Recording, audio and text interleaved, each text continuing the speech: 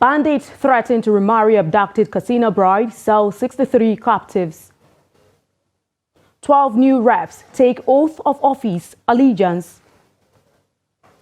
INEC issues certificate of return to winners of rerun and by-elections. On the foreign scene, thousands flee in Eastern Democratic Republic of Congo as M23 rebels advance near Goma. Hello again and welcome to the Trust TV News Update at this hour. I'm Aisha Salihu. We begin with security matters and in Katsina State, where residents of Gamji village in Sabua local government area are passionately appealing to Katsina State government to hasten efforts in rescuing their relatives from the hands of bandits. The residents, who said the threat issued by the bandits to marry their daughters off is not a joke, and are appealing to the state government to settle the 100 million naira ransom the bandits are demanding to have their loved ones released. We earlier spoke to Trust TV News reporter in Katsina State, who gave us an update. Well, during a visit to Gamji village in Sabo local government, where the 63 kidnapped victims came from, it's like almost all the residents are wearing gloomy faces. Gamji is a community with over 10,000 people, but very few were seen outside, largely due to the trauma they are going through following the abduction of their relatives. Some of the residents we saw are seriously disturbed and confused, saying they were really touched by the condition they saw their relatives in a viral video released by the bandits recently. Anywhere in the community you see 2 or 3 people, what they are discussing is the condition of their loved ones in the hands of the bandits. One of the residents who preferred not to be mentioned for security purposes said the demand, or rather the amount the bandits are demanding is too much for them to bear, as they don't have any means through which they can mobilize 100 million naira to secure the release of their relatives. So he appeals to Katsina State government to, as a matter of urgency, look into their plight and settle the 100 million naira ransom, at least to have their relatives released.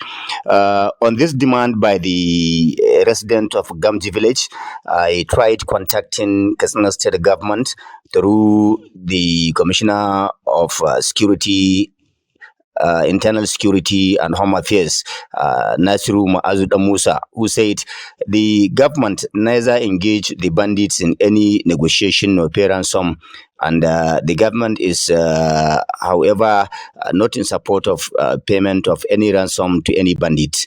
The commissioner also assured that efforts are ongoing. Efforts are being intensified to rescue the victims unhurt, calling on Gamji residents to exercise patience, reassuring them that they will soon be reunited with their loved ones, saying that there are a lot of efforts being made by the government to see that the issue of the kidnapped victims they are rescued and hurt. The 63 kidnapped victims, if you could recall, were abducted about a week ago while escorting a bride to her matrimonial home on Sabwa Damari Road in Katsina State. And of course, this is the situation on the ground. And like you heard, the government is making efforts to ensure that kidnapped victims, not only in Gamji of Sabwa local government, but across locations in Katsina State, rescued and hurt. So that is the situation. Trust TV's Abdullahi Yamadi there from Katsina State. And now to Bauchi State. The 9 youth from Kirfi local government area of Bauchi who were declared missing in Plateau State have been found in Jos. The chairman of Kirfi Local Government Council Abdulkadir Umar Dewu confirmed that the young men had been found. He said they were arrested by Operation Safe Haven, maintaining peace in the state. According to him, they were released 4 days after they were detained by the military.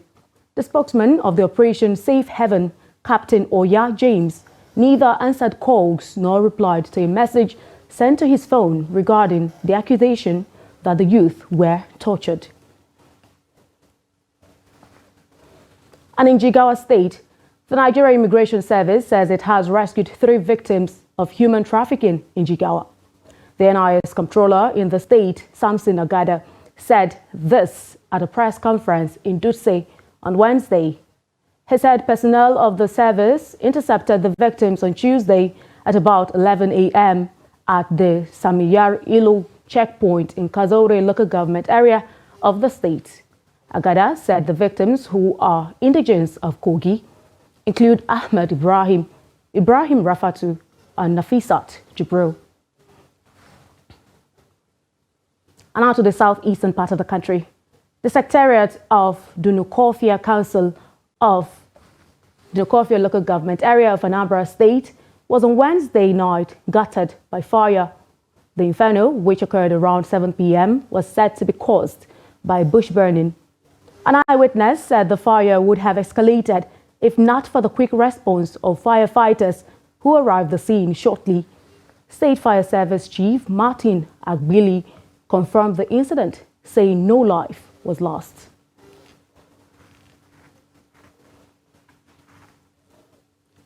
The federal government has reassured Nigerians of its commitment to addressing the soaring food prices by releasing food items from the National Food Reserves. Speaking after the meeting of the Special Presidential Committee on Emergency Food Intervention convened at the instance of President Bola Ahmed Tinubu, Minister of Information and National Orientation Mohammed Idris highlighted the government's strategy to tackle the issue. The meeting, chaired by Chief of Staff to the President Femi Gbajabiamila and attended by National Security Advisor Nuhu Ribadu, aimed to mitigate the impact of rising food prices in the country. Idris emphasized that the government would engage major millers and commodity traders to ensure the availability of food items in the market, thus alleviating the burden on consumers. And on to political matters. The Independent National Electoral Commission on Wednesday issued certificates of return to winners of Saturday's rerun and by-elections. This past week, the Independent National Electoral Commission conducted legislative by-elections and rerun elections across the 26 states of the country. At the end of the election exercise, 7 political parties won seats in both the national and state houses of assembly. The certificate presentations was conducted by the Independent National Electoral Commission's national commissioners, representing each of the states where the rerun and by-elections were conducted and winners declared by the commission. The senators elected were presented with the certificates of return at INEC headquarters in Abuja, and they include Professor Anthony Okorie, Ebonyi South Senatorial District on the platform of the APC, Pam Dachung, Plateau North Senatorial District, ADP, and Mustafa Musa, Yobe East Senatorial District on the platform of the APC. Members-elect of the House of Representatives were also issued with a certificate of return, and they include Ifeanyi Ozokwe, Nnewi North, Nnewi South, on the platform of the YPP, Clara Ndabuefe of Orumba North, Orumba South Federal Constituency, also on the platform of the YPP. Others include Ehindero Babatunde, Akoko Northeast, Akoko Northwest Federal Constituency from Ondo State on the platform of the APC, and Daniel Ago, Jos North, Basa Federal Constituency on the platform of the Labour Party. Speaking to newsmen shortly after collecting his certificate of return, Dachung Pam expressed excitement over his election victory while promising to help tackle the insecurity on the plateau. It's completely a plateau project, and the northern senatorial part of Plateau has instigated a project. I remember talking to the governor. He commissioned us to come and represent the good people of Plateau and said we don't represent only our party, but the priority is Plateau. And he named the tag team Plateau People's Party. So we're coming here for a Plateau project. We're coming here to make sure we uphold the northern part of Plateau and to make sure we try to stabilize everybody. Our priority now will be peace. Our priority now will be to settle all the conflicts. We want to tag along with our governor to tackle the insecurity issues to the best that we can. We'll put our voice and our efforts together to bring Plateau back to the name that it has, the home of peace and tourism. For Okorie Ani, he dedicated his election victory to the people of Ebonyi South while promising to give them the good representation they deserve. Under a free and a fair election conducted by INEC. So we are here to collect their certificate of return and also to appreciate INEC for conducting a free and fair election. At the same time, also to thank the security agencies in the manner that they provided the atmosphere that gave birth to this conducive that gave birth to conducive environment. The election umpire has set February 14 for the conduct of the postponed rerun elections in Taraba, Kano, and Enugu states. Meanwhile, 12 new members representing various federal constituencies on Thursday took their oath of office and allegiance following their victories in last Saturday's parliamentary rerun elections. Although a total of 15 candidates were victorious at the polls, 12 winners were on the floor of the House for their swearing-in at a session presided over by the Speaker of the House, Mr. Abbas Tajuddin.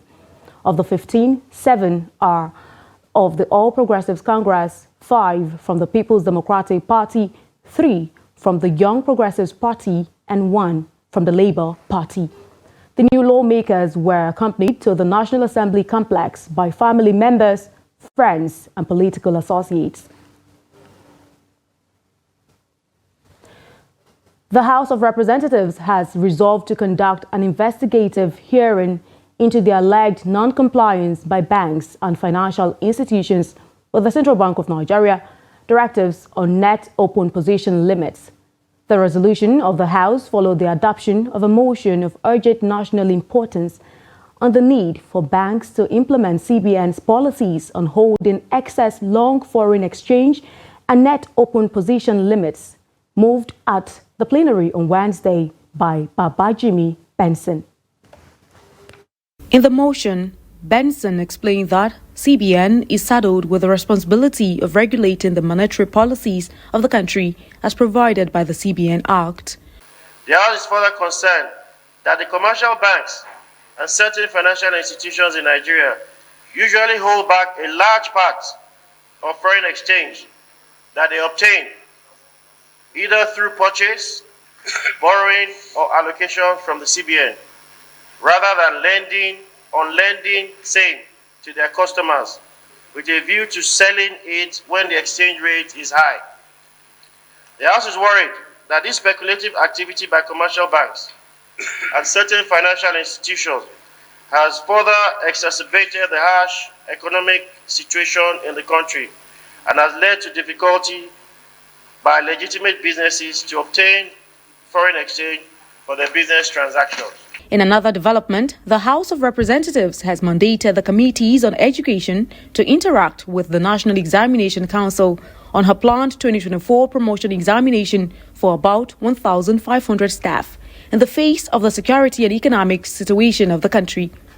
This followed the adoption of a motion on matter of urgent public importance moved by Akim Adeyemi. While moving the motion, Adeyemi said the House is aware that in the past, the examination body had conducted similar promotion examinations for her staff at various zonal and regional offices without necessarily making large number of staff from different states of the Federation travel and converge at one place for the promotion exercise. We are concerned that due to the security situation in the country and the economic issue parted out of the citizen, including the staff of National Examination Council, NECO, it is perilous to cause about 1,500 staff to travel from different parts of the country to one place in the name of promotion examination, Mr. Speaker. Believe that the examination body, which conducts examination for candidates all over the country, has the capacity to conduct promotion examination for our staff at different states of the Federation. The House do resolve that we mandate the committees on education Examination Board and Basic Education to interact with the National Examination Council (NECO) on a plan 2024 proposed examination for about 1,500 staff at place vis-a-vis the security and economic situation of the country. Also at plenary, the House summoned the Minister of FCT, Nyesom Wike, National Security Advisor, and heads of all security agencies over rising insecurity in the Federal Capital Territory. This followed the adoption of a motion by Representative Dominic Okafo. This is the news update on Trust TV. Coming up shortly. Kaduna residents lament persistent increase in prices of commodities. More news when we return. Do stay. Should I keep quiet? And then we kept saying, can't we teach these people basic business, not hustling?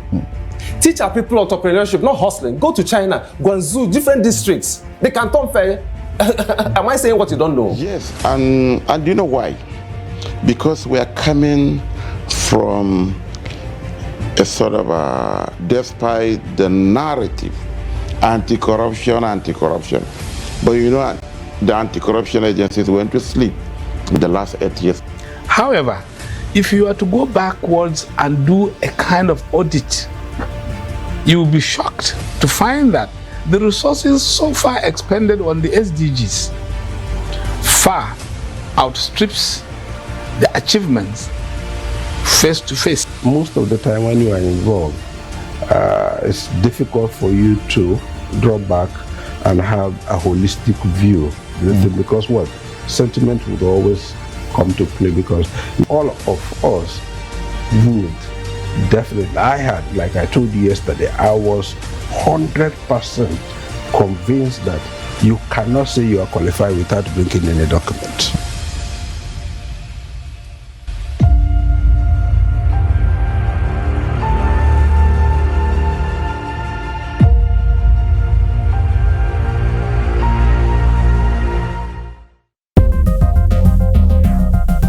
This is Trust TV, documenting the Nigerian story. Welcome back and thank you so much for staying. But if you're just joining us, this is the news update on Trust TV. Here is a look at a recap of some of our top stories. Bandits threaten to remarry abducted casino bride, sell 63 captives. 12 new reps take oaths of office, allegiance. And now moving on to other stories. The Federal Airports Authority of Nigeria has decried the proliferation of protocol services at the Murtala Mohammed International Airport, Lagos. The agency urged other agencies of government to work with their existing protocol services at the airport instead of bringing their protocols. The Managing Director, Chief Executive of FAN, Olubokumi Koko, who stated this, said it should be stopped immediately as it contravenes Executive Order 001 of 2017 of the federal government and undermines protocol activities of FAN Protocol Unit and that of the Ministry of Foreign Affairs. As the rise in the cost of living continues biting hard on Nigerians, residents of Kaduna State are expressing worry over the persistent increase in the price of foodstuffs at various markets. Traders at the popular Kawo market say they are now experiencing low patronage due to the persistent increase in the price on foodstuff. Trust TV's Bello Musa completes the report. It is a beehive of activities as buyers and sellers exchange money for grains and other foodstuff at the Kawo market in Kaduna. However, buyers at the market are lamenting the persistent surge in the price of maize, rice, millet, and other grains at the market. A bag of local rice is now sells for 110 to 120,000 naira, while a bag of maize now goes for 57,000 naira, and the price is still rising. In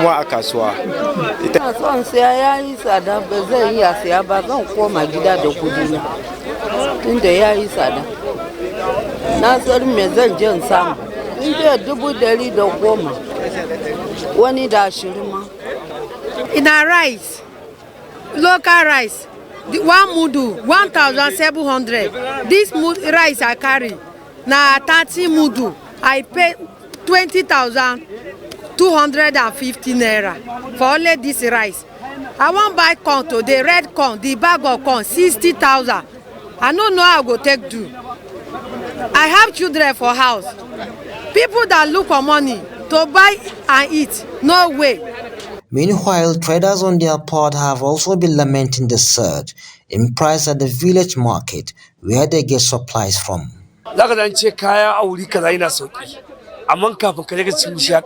Prices are always unpredictable. Today, the price is low and tomorrow it will be high. We have gone to different places within and outside Nigeria to buy rice, but the price keeps increasing. The increase is not even in hundreds, but in thousands.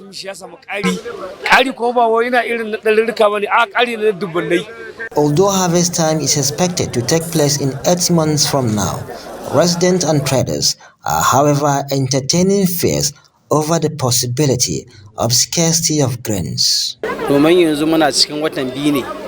next harvest season will start around September, and a bag of local rice is now 120,000 naira. We don't know what will happen in the next couple of months.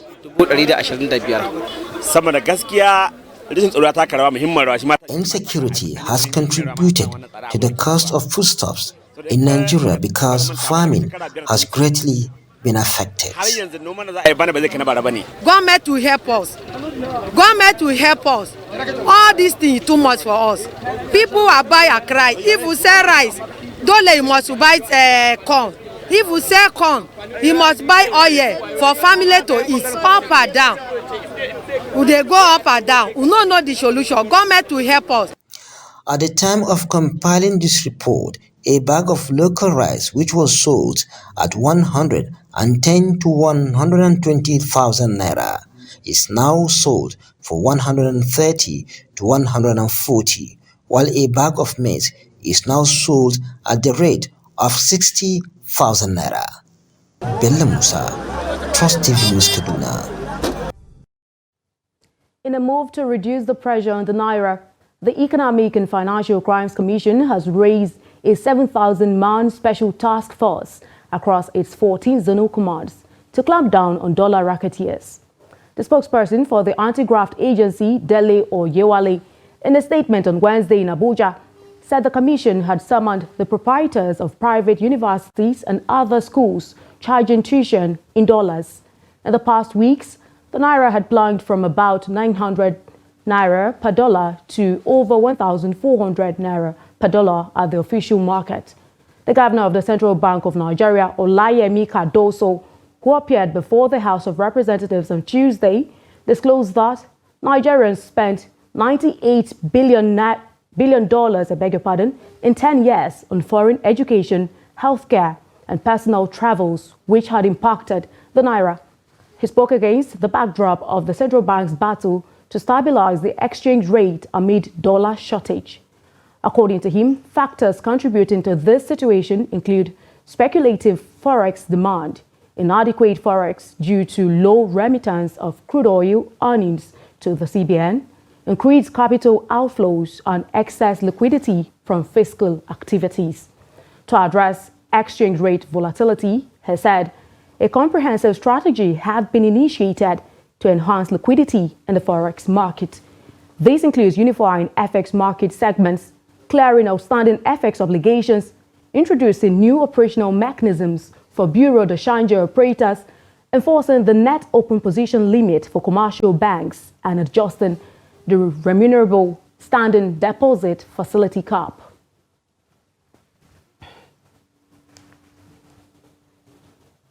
On the international scene, one of Eastern Congo's most active rebel groups is attacking a community considered the last line of defense before the region's largest city of Goma.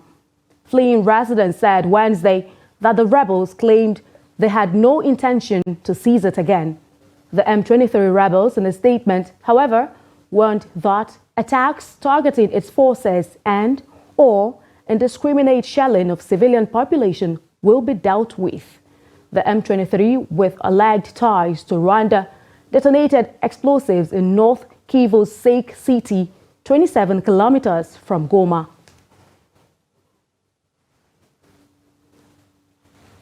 Still on the international scene, Amnesty International has Myanmar's military to be investigated, has called for Myanmar's military to be investigated for war crimes over an air attack last month that killed 17 villagers, including 2 children, as they attended a Sunday church service.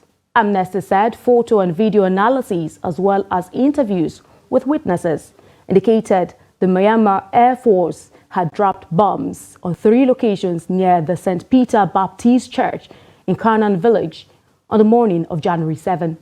The village is in the Sagaing region, not far from Myanmar's border with India. At least 20 people were injured. And to sports, Super Eagles of Nigeria will battle host nation Cote d'Ivoire in the final of the 2023 AFCON. Nigeria defeated South Africa 4-2 on penalties to advance to the final after a pulsating 1-1 draw in regulation and extra time. The Elephants of Ivory Coast defeated Democratic Republic of Congo 1-0, courtesy of Sebastian Haller great volley in the 65th minute. Both teams met in the group stages where Nigeria defeated Cote d'Ivoire 1-0 via a William Ekong's penalty.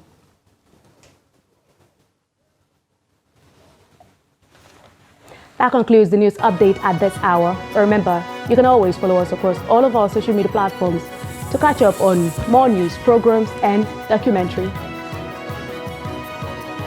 I'm Aisha Salihu. Thank you so much for your time. Join us again.